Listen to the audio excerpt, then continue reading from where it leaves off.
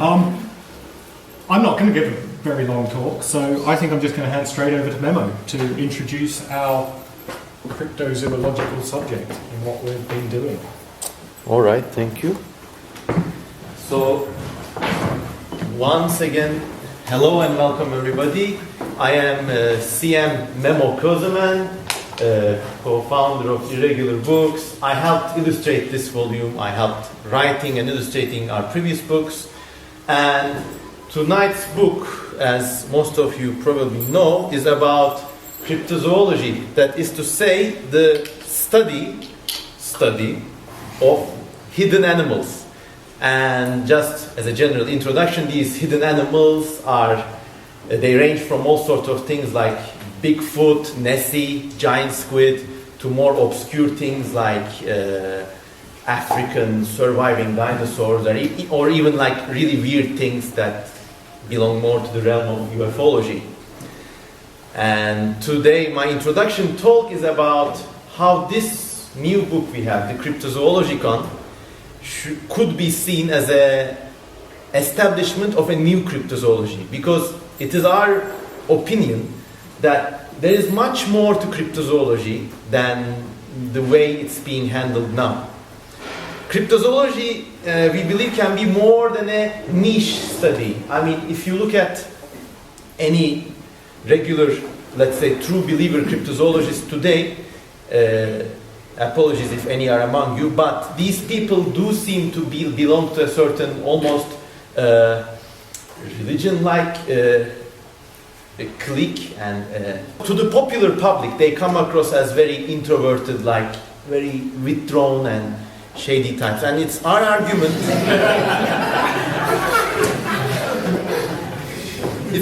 our argument that this is kind of a pity, because there is actually a growing public interest in cryptids and cryptozoology. I think this goes hand in hand with the massive interest in everything monstery that kind of started generating in the late 80s, but reached its climax in the decade of the 2000s with things like Pokemon, so on and so forth. But to cut long things short, today at sort of young adult level and children's level, there's a great many cultural artifacts out there that relate to cryptozoology. I mean, just a few examples here. Down on the bottom is a Bigfoot monster interactive toy that you play online as well as offline. And the one in the middle above is from a very famous online game called Pop Tropica. And this is where you go out to these lakes and other places and try to catch and capture these cryptids. And down on the right we have this very famous, very high-selling, apparently, young adult book.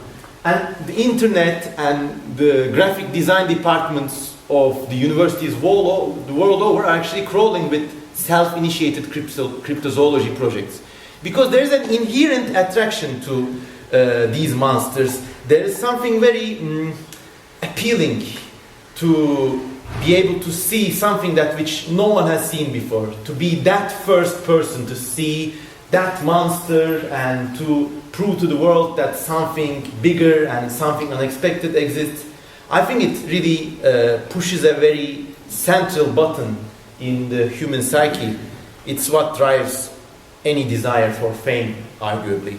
And obviously this game was played by this old believer cryptozoological cadre in the past, in their own hermetically sealed world, with all these photographs of Loch Ness monsters and other things.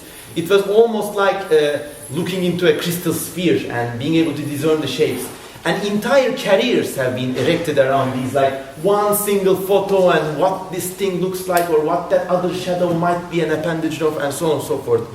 This is going on in a different way. The same desire is motivating these young people to have fun, not to prove die-hard beliefs, but to have fun with things like this. This is from Facebook. It's the Slenderman thing. This is a sort of very thin man in suit type of creature. It appears in the woods and kills you or whatever. And so these kids are talking about Slenderman the exact same way people have talked about these photos before there was the internet. The internet simply has accelerated the process and it has made it more accessible. The party can be joined on by more people and there's more creatures to play with now. And as this shift occurs, you can see a sort of new kind of person interested in cryptozoology coming about.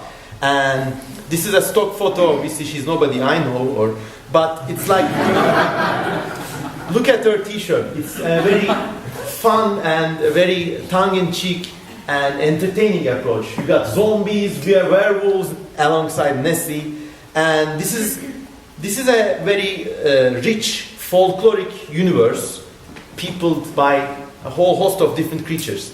Now the same universe is also being exploited by guys like this. Now I'm sorry if Jeff Meldrum watches this video, or if you know him, or if you think like him, but look at the language of this flyer for this guy's talk. The stories of Sasquatch are not the ramblings of random idiots. Come and judge for yourself. Substitute the Bible for the Sasquatch, or I don't know. Then if you do that, you get a biblical sermon flyer, something for a Baptist church. And notice another symptom, almost epidemiological symptom is that they list their credentials. A professor with a P of biological sciences and a physical anthropologist. So you know this guy means business. Anyways.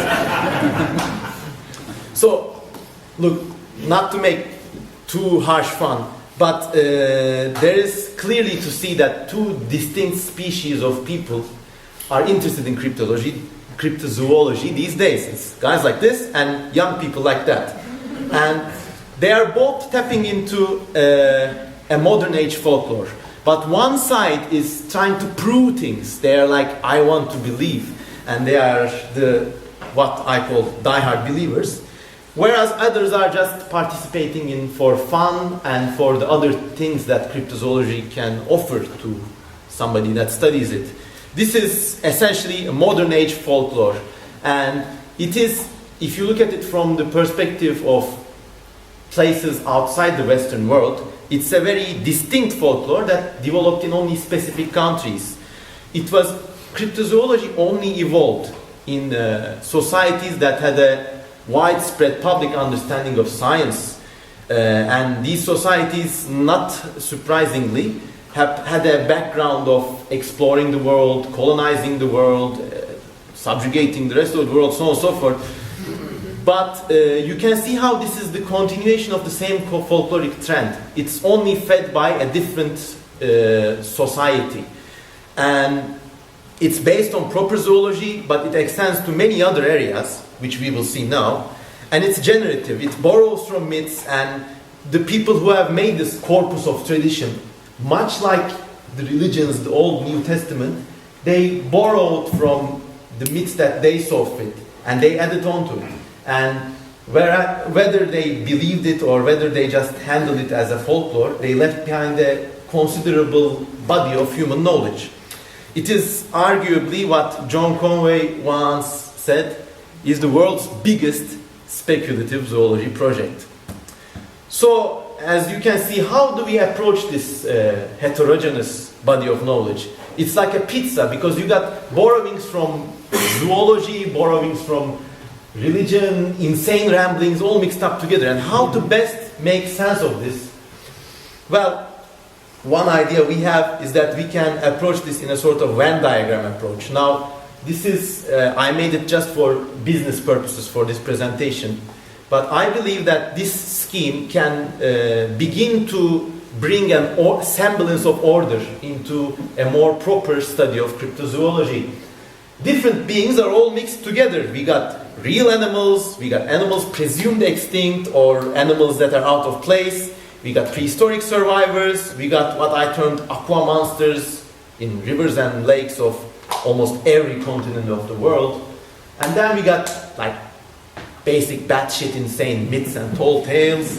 And then in a certain end of the spectrum, cryptozoology blends imperceptibly into UFO lore with all sorts of these dark cryptids and these like really quite scary creatures. So let's take a brief look at all of them. obviously, this is the straw argument that many true believer cryptozoologists put forward. They say that, well, people didn't believe in gorillas until the year 19 something, but now we know they're true, so why couldn't there be other things out there? And to be fair, the world really had, or possibly still has, some really strange and unusual creatures left to discover. And they certainly had them in the past. From clockwise, we got basking sharks, megamouth sharks, we got okapis, which have been called giraffe-zebra hybrids, but they're not. We got things as fascinating as giant squids and gorillas.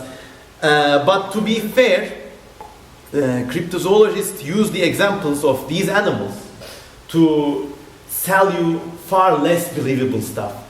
And they completely overlook the real unknown animals that people routinely discover every year, month and week of time. And every year, you got some scientists going to some distant place and they come back with little bimble mice and some furry thing, an insect lizard. Even on your doorstep, you can discover a new insect or small, I don't know, snake or whatever. So it's not to say that unknown animals don't exist. They exist all the time. In fact, some of these efforts are really noteworthy. The guy you see on the top left corner here is Matt van Rooselen, and he's made a career out of revealing, let's say, previously unknown varieties, if not species, of animals in the Amazon. Here, he's seen holding a tiny river manatee. This is a cousin of the big floppy things that swim around in SeaWorld. But it lives in a river. So it's really fascinating. Maybe it's not a distinct species. I am unclear on that. I don't know the exact science. Darren would know better.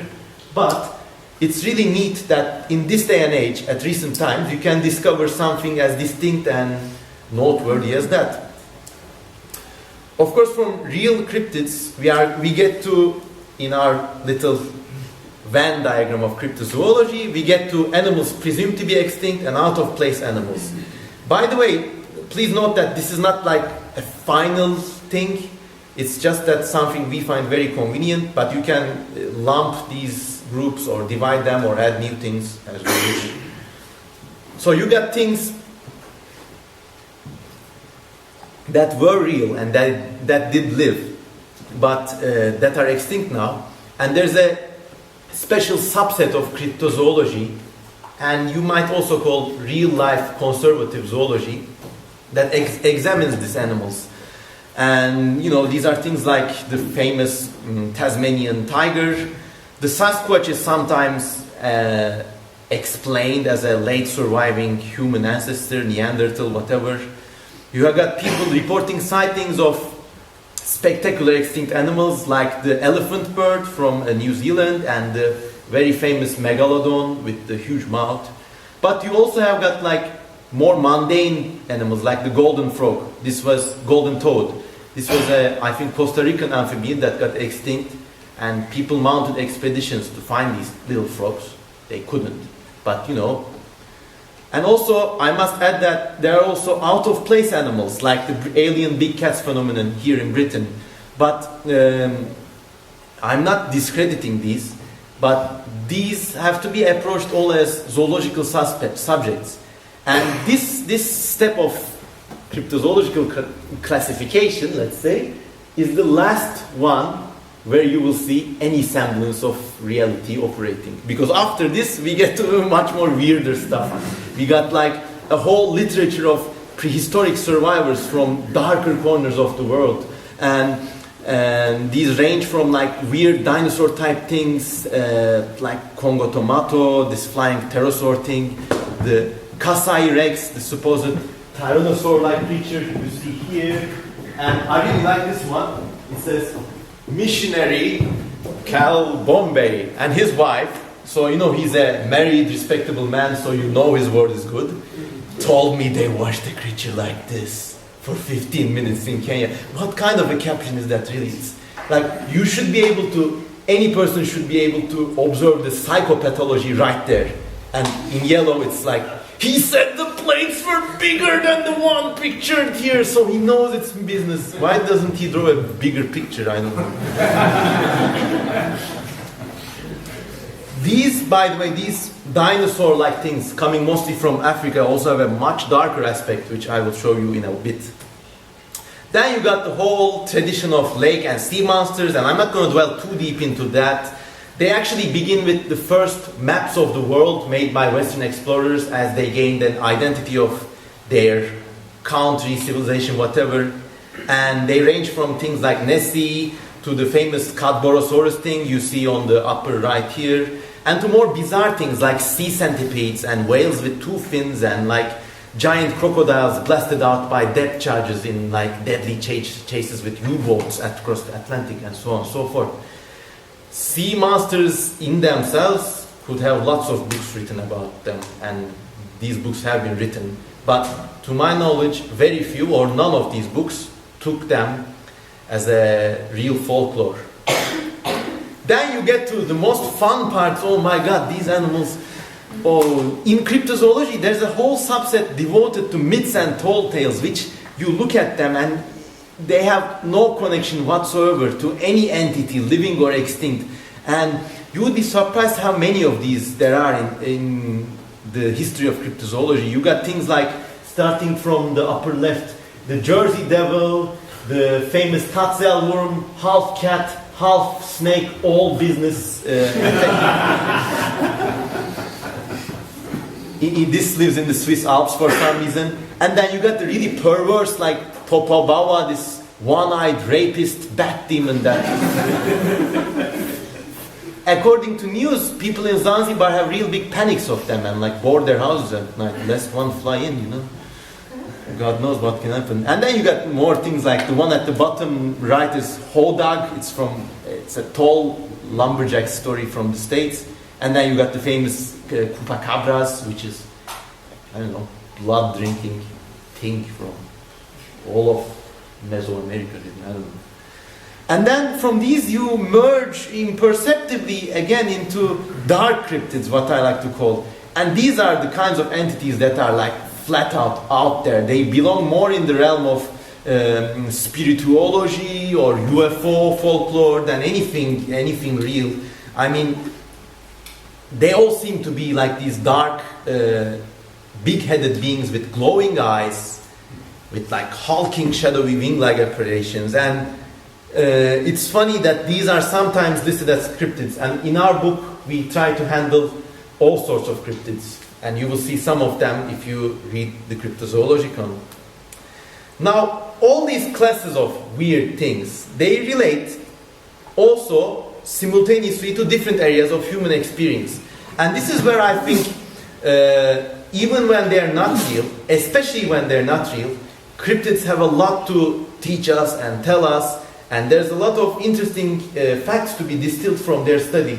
In fact, an objective study of cryptozoology could be rewarding, not only in terms of zoology, but also in terms of culture and folklore, about religion and myths, and about history of the world as well. And this approach to cryptozoology can make it entertaining and engrossing to the common person on the street, the lay person who has like little or no interest in animals or whatever.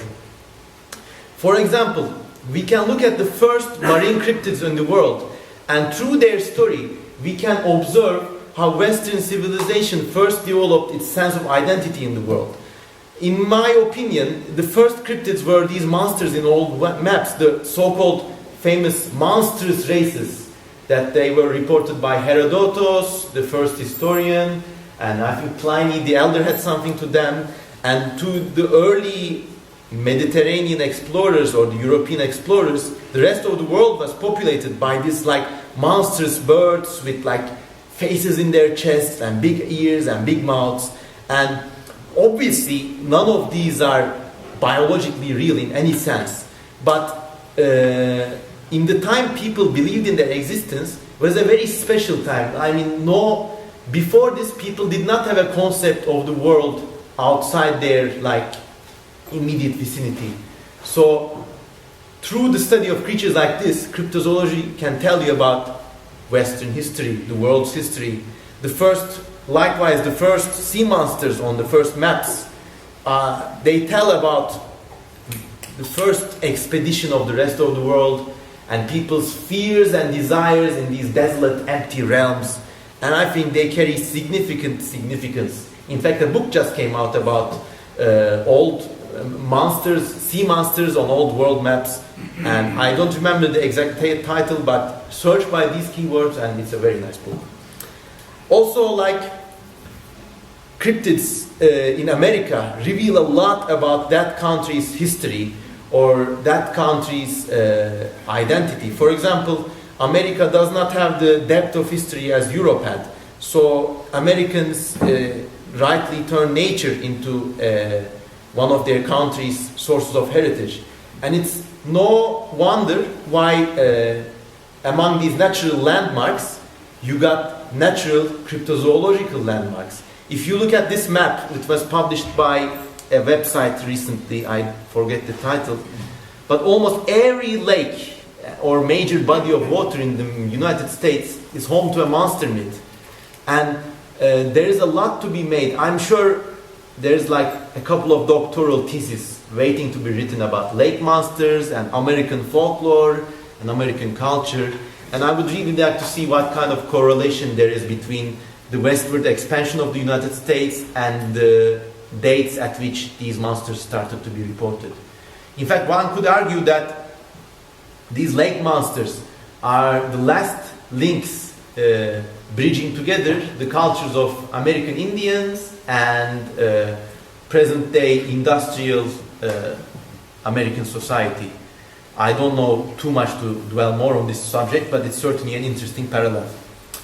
And also, like in America, some of these dark cryptids I told you about, like, for example, if you look at this, the story behind this is really interesting. Like, these guys in 1952 September were in a forest, and suddenly they see a red orb flying in the sky, and then this 3-meter tall apparition, Amit, straight out of a nightmare, comes at them screeching with glowing red eyes, a hooded figure, and just like this.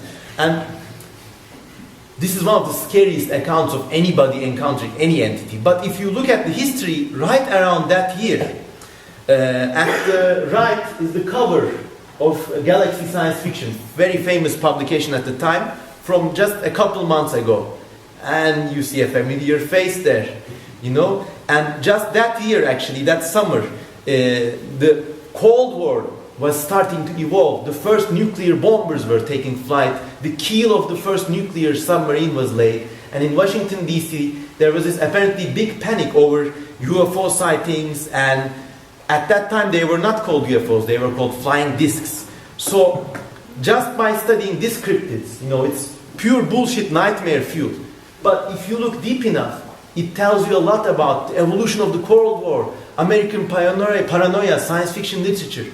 So you can see how like a proper study of cryptozoology is actually very engrossing and very entertaining. Cryptids have, whereas like the old style cryptozoologists would say, yeah, maybe it was real because, come on, it wasn't real, yet it can tell us very much. Moving on to other things, like this creature, this was called the Loveland frog. And these were first seen as a group of 3 frog-like entities having a ball under a dark bridge at night, and one was handling a box that was emitting sparks. And later on it was seen by itself too. But this creature was reported just like a year or a couple of months after the famous movie, The Thing from the Black Lagoon came out. And you can see how, in this case, a fake cryptid, it has very strong connections to movie history or the popular culture in America. There are also very dark dimensions in cryptozoology that people really overlook. I mean, today, I really want to ask this question. There are these like really hardcore believers, like maybe a dinosaur lived, it's like in Congo, whatever. They would know all about this like list of amazing dinosaur-like cryptids and monsters from Congo. But I really wonder how many of the same people know about like this really dark genocide that took place in the same country under the rule of the Belgian king a century earlier. Now, I'm not implying a direct connection. I mean, I'm not saying that these dinosaur monsters from Congo are the remnants of this genocide. But there is a weird connection, and it, I believe, deserves further study. I mean, many of the explorers who reported these dinosaur-like things could have also other connections to the Western subjugation of the African continent. And this is an interesting area to study. I mean, the Heart of Darkness that's the title of a popular book, is populated with human monsters, and in comparison to them, these fake-ass dinosaur reports, they gain a new meaning. Once again, I'm not suggesting a direct link, but this really deserves to be looked in further. In fact, in some cases, cryptozoology is like this weird twisted piper that's dancing in the footsteps of colonialism with its host of weird monsters and stuff like that. And in certain cases, there's, I think, a very strong affinity between colonialism and cryptozoology. So an objective study of cryptids could take researchers along this direction and could generate really new discoveries and new revelations. And our book is one of the few that I know is written in this new approach. We are looking at cryptids objectively. The explanations we make for them are speculative, but all in all, we are arguing for a study of cryptids by a new breed of cryptozoologists and the new cryptozoological man or woman. In comparison to the old believers, we don't have a religion like urge to prove things, We're not dedicating our life to some badly shaped clay model of a foot or pointing to some model. We have an honest desire to research, learn, and discover, as all science should be executed. Also, you would notice that the old cryptozoologists, I'm sorry guys, but your knowledge of science is either terribly wrong or you're really cherry-picking your data. Whereas the kind of approach to cryptozoology that we suggest in our book is omnivorous. It grazes not just on evolution and study of zoology, but also with anthropology, history, art, folklore, etc. And there is also a very different main point to this new cryptozoology that I am proposing. And instead of saying that these things exist, our point is studying the breadth, the entire diversity of human experience and human knowledge. There is much more. Even from an ethical standpoint, there is much more to understand from reports of, say, a dinosaur from Africa than to, say, yeah, maybe there were pterosaurs. Who cares? Who cares about pterosaurs? Teach us about history of Africa, whatever. I care about pterosaurs too. And this way, I believe we can appeal to much more than a limited circle. This die-hard old cryptozoologists seem to be preaching to a chorus of the converted. And this rightfully seems like a fringe phenomenon when viewed from the outside. Whereas, if you look at cryptids this way, and if you take it objectively, you are open and accessible to, everybody who's interested in anything. Kids played games with these kinds of cryptozoological fun myths, and someone who's not interested in zoology can also find sustenance if you look at cryptids this way. And also, one of the biggest peeves I have is that the kind of true believer cryptozoologists always have this say, I'm a rebel to the establishment, our findings are being suppressed or ignored. There's a lobby against the existence of Bigfoot, whatever. There is no lobby. There is only the lobby of you guys sitting in a circle and pulling on each other. And each other's minds. Whereas with this new objective approach to cryptid lore, you just say to the world, I have no axe to grind. I'm not fighting against anything's existence. I only have my thoughts to burnish. And I only want to explore and find out more. And this way, we believe that the study of cryptids can be made much more fun, much more interesting, and much more multidimensionally human. So I thank you for being here, and thanks for your interest in all things cryptids.